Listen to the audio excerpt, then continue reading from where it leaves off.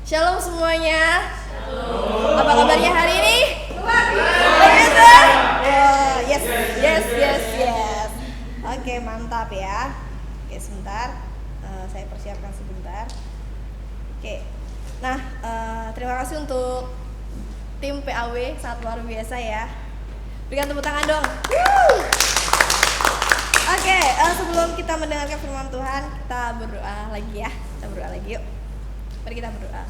Tuhan, terima kasih untuk kasih dan penyertaan Tuhan dalam setiap hidup kami, dan bersyukur Tuhan untuk siang hari ini kami mau siapkan hati kami untuk mendengarkan firman Tuhan. Berbicaralah Roh Kudus atas setiap kami, urapi kami, dan kami boleh menerima setiap firman Tuhan dengan baik, dan kami boleh menjadi pelaku firman Tuhan. Mampukan setiap kami Tuhan, dan hanya Engkau saja yang berkuasa atas tempat ini. Di dalam nama Tuhan Yesus kami berdoa. Amin. Oke, terima kasih. Ya, ini adalah kesempatan pertama yang saya terima ya, membawakan firman Tuhan. Saya sangat bersyukur dan terhormat. Wijan. Oke, tema bulan ini adalah apa? Ada yang tahu? Excellent giving, yang artinya apa? Memberi yang terbaik ya. Oke, nah, setiap kita mendapat anugerah yang sama. Masing-masing mendapat anugerah 24 jam sehari. Hanya bedanya orang-orang sukses, dia isi waktunya dengan baik, dan orang-orang gagal mengisi waktunya dengan hal-hal yang percuma. Karena itu kita harus punya prioritas hidup dengan benar ya. Tapi seringnya orang yang gagal itu bukan karena kebodohannya, karena saja dia tidak punya prioritas yang baik dalam hidupnya. Nah, pokoknya apa yang dia kerjakan untuk menyenangkan hatinya. Hidup ini bukan untuk menyenangkan, bukan untuk menguntungkan diri kita sendiri ya, tapi hidup ini apa yang benar, apa yang berkenan, apa yang membangun, apa yang menjadi berkat, apa yang berfaedah, dan apa yang mendatangkan berkat manfaat bagi orang lain. Semua yang kita miliki ini berasal dari Tuhan, karena setiap kita. Oleh sebab itu, mari kita jangan jauh dari Tuhan. Amin. Kita harus bertanggung jawab mengisi waktu kita dengan baik, memprioritaskan yang benar, dan kita harus menyenangkan hati Tuhan. Saudara, kalau semua yang kita miliki semua itu berasal dari Tuhan, berarti saya bilang kita itu nggak tahu diri. Kita itu nggak tahu diri kalau kita masih mengecewakan Tuhan. Itu maksudnya. Segala sesuatu datangnya dari Tuhan. Kenapa kita nggak bilang, Tuhan tolong jaga aku, Tuhan tolong aku supaya aku tetap menyenangkan Engkau.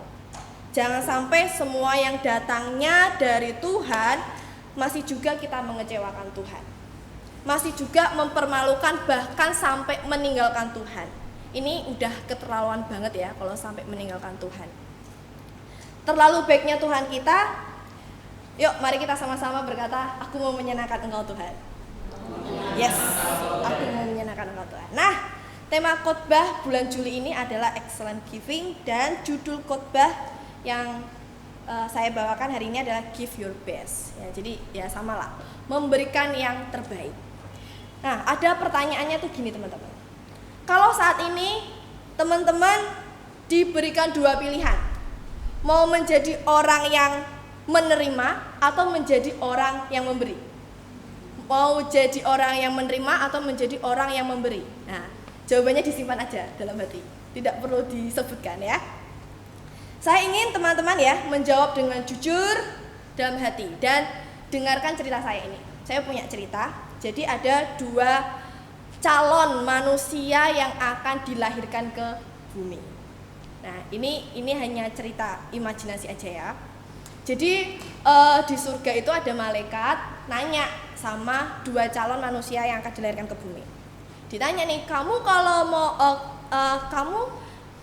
akan lahir ke dunia, kamu mau menjadi orang yang menerima atau orang yang suka memberi?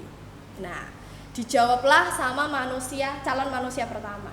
Dia menjawab, aku mau menjadi orang yang menerima aja. Kenapa? Pasti ditanyakan alasannya kenapa gitu. Karena aku nggak mau kerja yang susah-susah, aku mau hidup yang ya terima, layaknya terima itu kerja nggak susah, enak aja, nggak perlu susah payah. Oke. Calon manusia kedua ditanya yang sama, jawabannya dia menjawab, saya mau menjadi orang yang selalu memberi. Ya, ditanya kan alasannya apa? Karena kalau saya memberi, saya menyenangkan Tuhan, wijar, menyenangkan Tuhan ya. Dan akhirnya di ACC jawabannya. Hingga suatu ketika mereka dilahirkan ke bumi, mereka sudah hidup. Mereka hidup dan tumbuh menjadi seorang yang dewasa. Dan akhirnya tergenapi semua apa yang dia inginkan. Manusia yang pertama, ya, dia menjadi seorang yang selalu menerima, hidup dalam belas kasihan orang lain, teman-teman. Yang artinya dia hidup menjadi seorang pengemis yang cuma minta-minta, terima-terima selama hidupnya. Sedangkan manusia yang kedua yang dia tadi memilih mau hidup selalu memberi, dia sangat diberkati, hidup dalam berkelimpahan, dan dia nggak pernah sengsara dalam hidupnya. Nah, teman-teman, di balik cerita yang saya ceritakan ini, apakah ada jawaban teman-teman yang ingin ganti?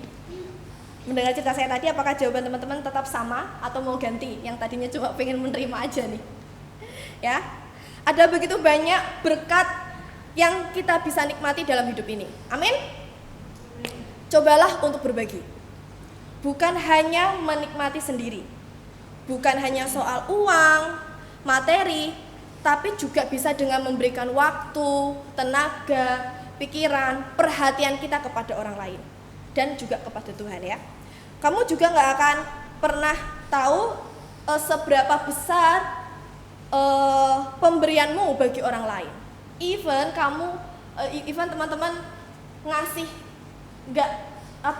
cuma kecil, nggak seberapa, tapi kita nggak tahu kan bagi orang lain itu sangat luar biasa yang dia terima saat kita memberi orang tersebut. Nah, jadi ingat ya teman-teman, memberi bukan cuma soal kemampuan, tapi soal kemauan. Amin. Memberi bukan cuma soal kemampuan kita bisa memberi, tapi karena adanya kemauan dalam hati kita. Nah, memberi juga bukan untuk dilihat dan mendapat pengakuan dari orang lain, tapi ketulusan untuk memberikan yang terbaik untuk orang lain ya. Jika kita rela melepaskan sesuatu, melepaskan apa yang ada di tangan kita bagi orang lain, maka Tuhan juga akan rela memberikan yang terbaik buat kita. Amin. Amin. Yes, oke. Lanjut, mari kita buka Amsal 11 ayat 24.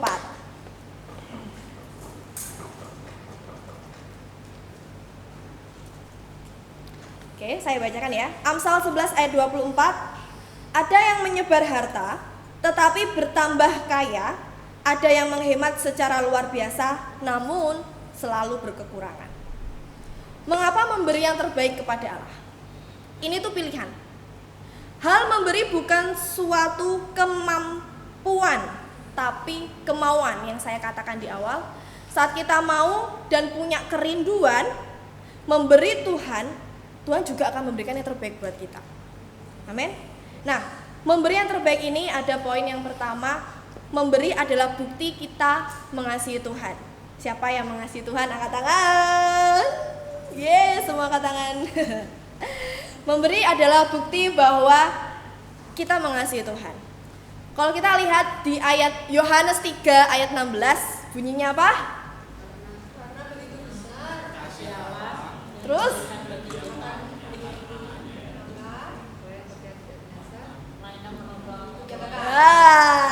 Karena begitu besar kasih Allah akan dunia ini sehingga ia telah mengaruniakan anaknya yang tunggal supaya setiap orang yang percaya kepadanya tidak binasa melainkan beroleh hidup yang kekal. Nah, Yesus sangat mengasihi. Ini adalah bukti Tuhan mengasihi melalui penebusan dosa di kayu salib, ya. Teman-teman kalau dengar khotbah keimanan tadi pagi sangat luar biasa ya, bahwa Tuhan itu sangat mengasihi kita. Bahkan Allah rela memberikan anaknya yang tunggal, Yesus, untuk menebus dosa kita. Dan penebusan itu hanya sekali untuk selamanya, ya. Jika kita berkata mengasihi Allah, apa yang sudah kita berikan kepada Allah? Tetot, pertanyaan gede ya. Kalau kita bilang kita mengasihi Tuhan, apa sih yang sudah kita berikan kepada Tuhan bahwa kita mengasihi Allah? Waktu, tenaga, ya, semua pikiran. Nah, hidup memberi di dalam pelayanan, ya. Jadi saat kita mau memberikan hidup ini, ya berikanlah dengan segenap hatimu, ya. Roma 12 ayat 1 berkata bahwa karena itu saudara-saudara, demi kemurahan Allah, aku menasihatkan kamu supaya kamu mempersembahkan tubuhmu sebagai persembahan yang hidup, yang kudus, dan yang berkenan kepada Allah. Itu adalah ibadahmu yang sejati. Jadi bukti kita mengasihi Tuhan adalah dengan memberikan hidup kita, mempersembahkan hidup kita, karena itu adalah ibadah yang sejati. Oke? Jadi teman-teman, kalau kita berkata memberi tanpa mengasihi, bisa nggak? Memberi tanpa mengasihi bisa nggak? Bisa. Tapi tidak seorang pun dapat mengasihi tanpa memberi. Ya, saya ulang, memberi tanpa mengasihi bisa.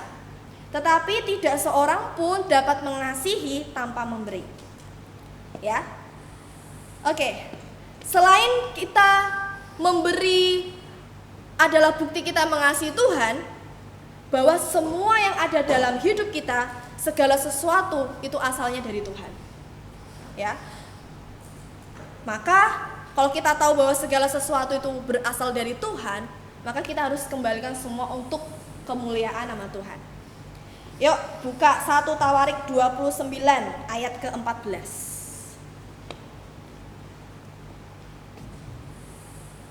1 Tawarik 29 ayat yang ke-14. Sudah ketemu? Saya bacain ya. Sebab siapakah aku ini dan siapakah bangsaku sehingga kami mampu memberikan persembahan sukarela seperti ini? Sebab daripada mula segala-galanya dan dari tanganmu sendirilah persembahan yang kami berikan kepadamu. Nah, jadi ceritanya itu gini teman-teman. Bangsa Israel ini menyadari bahwa dia itu tidak punya apa-apa. Dia itu tahu, menyadari bahwa semua yang mereka miliki adalah berasal dari Tuhan. Jadi alasan memberi yang terbaik pada Allah karena pemberian itu asalnya dari Allah, ya. Jadi jangan takut untuk kalau mau memberi kepada orang lain, dan juga jangan takut saat mau memberi persembahan kepada Tuhan. Entah itu uang, makanan, pakaian, semuanya, ya. Semua yang Tuhan berikan itu Tuhan punya tujuan dalam hidup kita. Bukan untuk foya-foya kita diberikan berkatnya, tapi semua yang berasal dari Tuhan tujuannya adalah untuk menjadi berkat bagi orang lain. Siapa yang mau jadi berkat bagi orang lain? Mantap. Ya, menjadi saluran berkat bagi orang lain. Potensi, keahlian yang Tuhan berikan buat kita. Yuk sama-sama semua itu untuk kemuliaan nama Tuhan, ya. Jadi jangan punya pikiran aku memberi banyak, ya, aku akan kekurangan. Memberi berkata soal kalau saya bilang memberi sama dengan berkelimpahan. Karena firman Tuhan jelas memberi engkau akan semakin diberkati, ya. Jadi sifat Allah adalah memberi, ya. Tapi beda sifat manusia, inginnya menerima. Seperti cerita yang sudah saya berikan di awal tadi, ya, kalau teman-teman ingat. Sifat manusia inginnya menerima dan tidak mau kehilangan. Maunya selalu ingin dikasih, bertambah-tambah. Tapi ajaran Yesus berbeda. Firman Tuhan berkata, memberi tidak berkekurangan.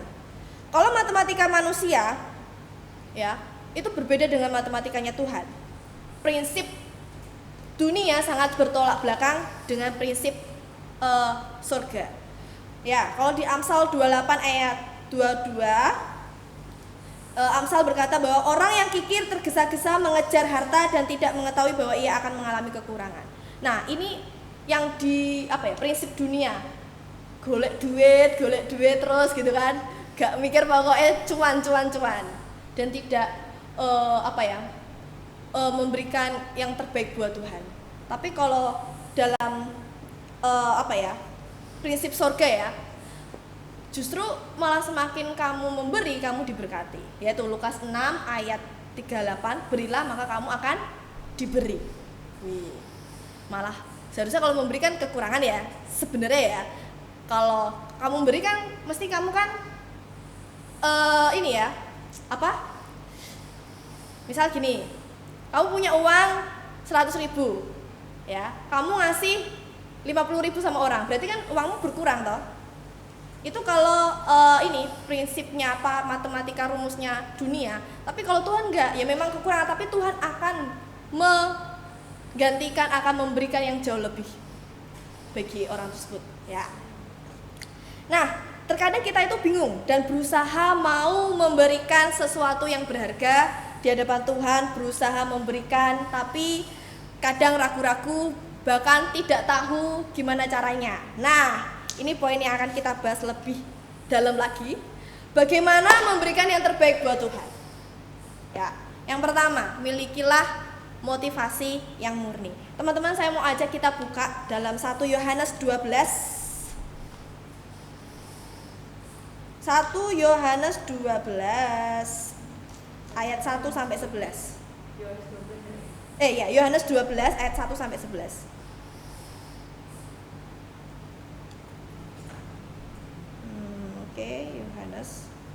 Yohanes 12 ayat 1 sampai 11. Nah, saya nggak akan bacakan semua, tapi kalau teman-teman ingat kisah Yesus diurapi di Betania oleh Maria, ingat nggak cerita ini? Nah, kalau nggak ingat, kita belajar sama-sama ya. Yang ingat ya, kita belajar juga sama-sama. Nah, di pasal ini dikatakan bahwa Maria mengurapi Yesus dengan minyak narwastu yang murni. Memberi sesuatu yang terbaik bukan harus mahal, melainkan sesuatu yang berharga sebagai bukti cinta kita kepada Tuhan. Jadi maksudnya miliki motivasi yang murni adalah ya kita memberi punya seperti minyak narwastu yang murni, digambarkan seperti itu teman-teman, yang kok saat memberi ya nggak ada motivasi yang lain, karena ingin memberikan yang terbaik buat Tuhan. Yang kedua adalah tidak menghitung untung atau rugi. Kalau kita baca di pasal ini ya, ini kan percakapan dan kejadian di mana Yudas melihat Maria itu meminyakin kaki Yesus pakai minyak narwastu dengan rambutnya ya. Yudas itu langsung punya pemikiran yang berbeda. Nah, kalau kita baca di firman Tuhan ini ya, Maria tidak merasa rugi, tapi Yudas merasa rugi. Nah, gimana itu? Nah, kita ke Maria dulu ya. Walaupun mungkin untuk mendapatkan setengah kati, dikatakan di firman Tuhan ini, minyak narwastu yang murni itu berarti ya harus membuang gajinya yang dikumpulkannya ya selama 1 tahun untuk dihabiskan hanya untuk beberapa menit saja untuk mengurapi Yesus. Ini Maria. Sekarang kita bandingkan sama Yudas.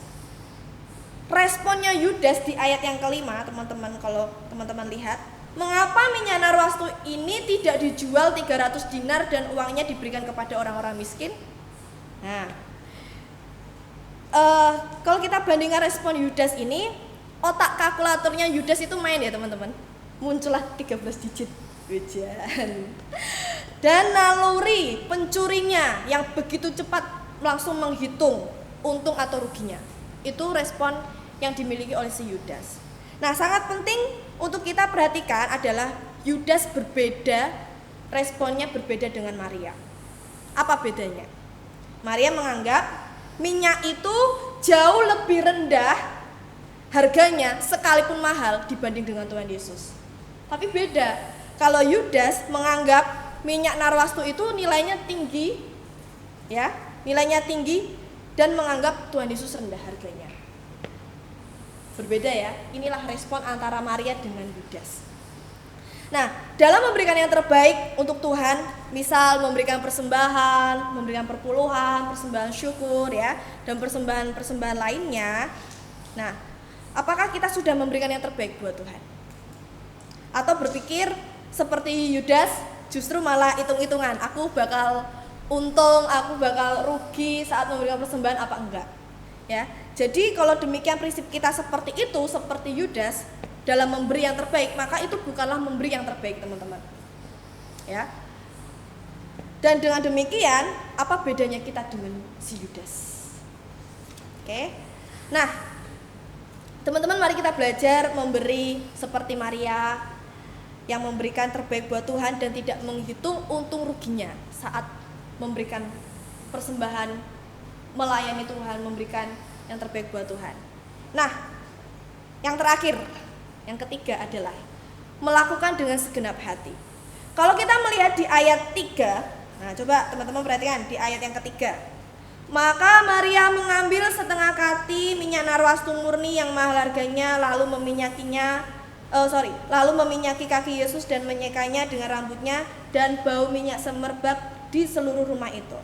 Ya, kalau kita melihat di dalam ayat ketiga ini, Maria memberikan yang terbaik bagi Tuhan, bukan hanya memiliki motivasi yang murni, bukan hanya dia menghitung untung atau ruginya, tapi dia melakukannya juga dengan segenap hati. Maria meminyaki kaki Yesus dan menyekanya dengan rambutnya. Nah, teman-teman, kalau dalam agama Yahudi, ya, rambut ini itu adalah kehormatan bagi seorang wanita. Nah, bagi kita yang wanita-wanita nih, kalian juga menganggap nggak bahwa rambut ini adalah kehormatan bagi setiap wanita? Ya? Kalau nggak ada rambut nggak keren. Bahkan penampilan rambut ini juga membuat kita pede ya, dengan tampilan gaya, disemi rambutnya biar cantik gitu kan, biar keren kayak golden, rambutnya keren gitu.